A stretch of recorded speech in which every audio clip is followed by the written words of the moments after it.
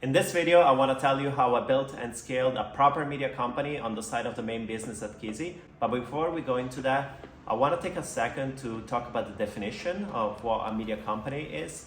There is a lot of buzz around this word, and actually my definition is that it is not a media company unless it can make money on its own. So if your main product or service didn't exist, you would still be able to generate revenue purely from your media activities.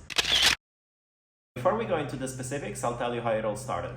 We identified this vertical as having the potential to build a media platform around it for a few reasons. Number one, the vertical was pretty important for the business as a whole, so it was one of the main industries we were selling to. Number two, there was really no authority in that space. Although the industry was growing really fast, there wasn't an authority. There wasn't a one place people would go for advice, for planning their projects, and all of that. And number three, we saw the potential to actually build a community around it. So not only a platform that people can learn from, but actually building a community. So this is how the project of CoworkingResources started. By aggressively ramping up the largest content library in the industry, which wasn't only like written content, but also tools and surveys and studies and research and specific guides, we were able to attract a very large audience. So within about a year and a half, we were able to grow to 50,000 monthly users, and we reached a point where we had over 1,000 signups every month.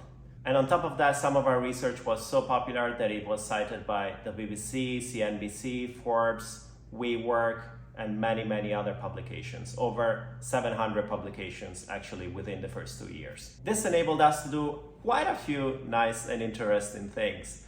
One of them was to learn more about our audience. So we had hyper-segmented tracks that allowed us to learn more about like the stage at which different projects were at, the kind of persona we were selling to in that specific vertical, what they cared about. And that was extremely helpful from a product marketing standpoint, but also like in order to build better resources, better serve the community, and ultimately like keep improving the platform thanks to the feedback and segmentations we were able to put in place. We ended up getting free invites as media partners to different events around the world, so being able to be physically where our audience was.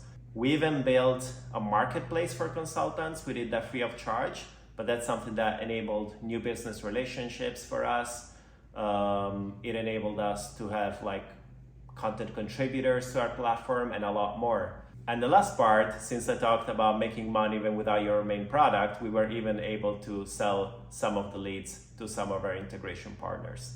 And of course, the main objective was to drive pipeline and new closed business to Kisi. And in that sense, the project worked extremely well, and it helped us strengthen the position as the #1 solution in that vertical.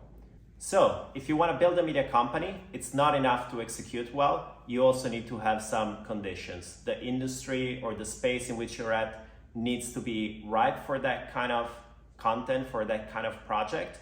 And if that's the case, you have a massive opportunity to truly engage with your audience in unique ways which your competitors aren't leveraging.